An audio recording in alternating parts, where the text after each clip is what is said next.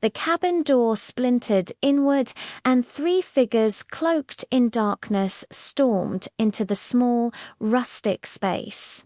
They moved with a practiced, brutal efficiency, their eyes scanning the room, expecting to find a lone, terrified woman.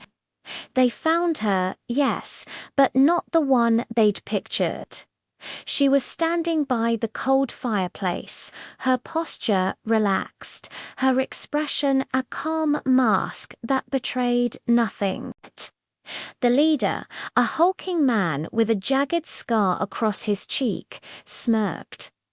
This was going to be easy. Too easy. He raised his weapon, the command to surrender dying on his lips as she moved.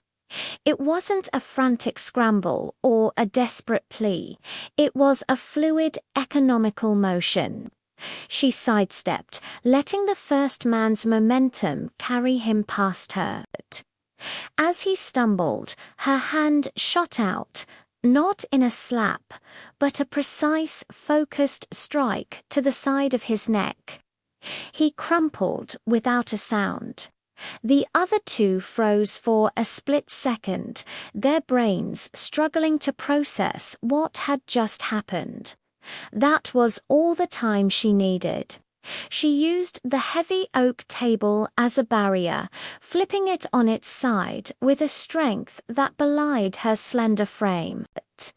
The wood groaned in protest, but it held, deflecting a wild shot from the second intruder. They had come for a secluded artist, a woman known for her gentle watercolors of mountain landscapes.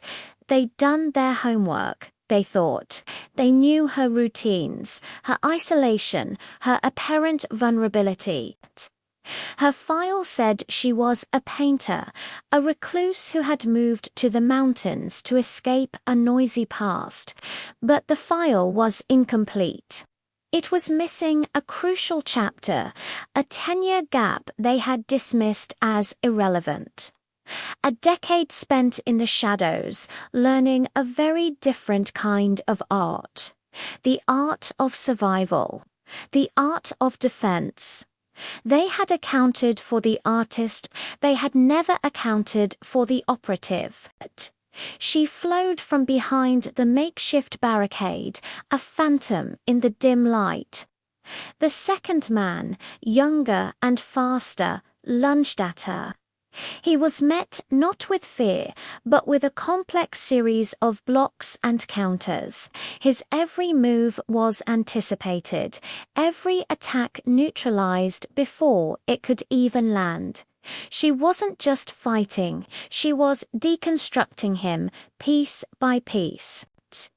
A twist of his wrist here, a jab to a pressure point there. He found himself disarmed and on his knees before he understood the sequence of events. He looked up into her cold, steady eyes, the eyes of someone who had seen far worse than him and survived. The leader, the scar-faced man, was the only one left. The smirk was long gone, replaced by a mixture of rage and dawning horror.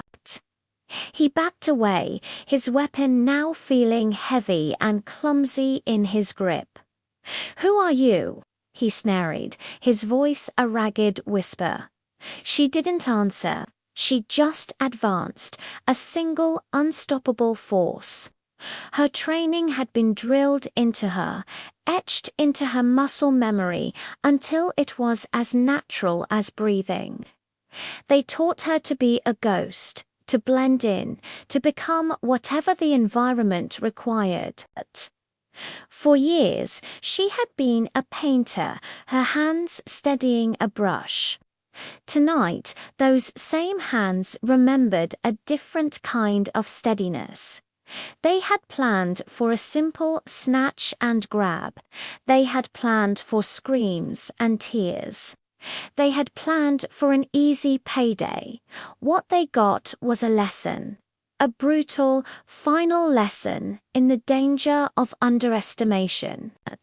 As the first rays of dawn crept over the mountain peaks, casting a soft glow on the snow-covered pines, the cabin was silent once more. The artist picked up a fallen paintbrush, her gaze sweeping over the chaos. Her past had found her, but it had forgotten one critical detail. It had forgotten who it had created. They never accounted for her training, and that was their last mistake. Thanks for watching. If you enjoyed this story, make sure to hit that like button and subscribe for more content just like this. See you in the next one.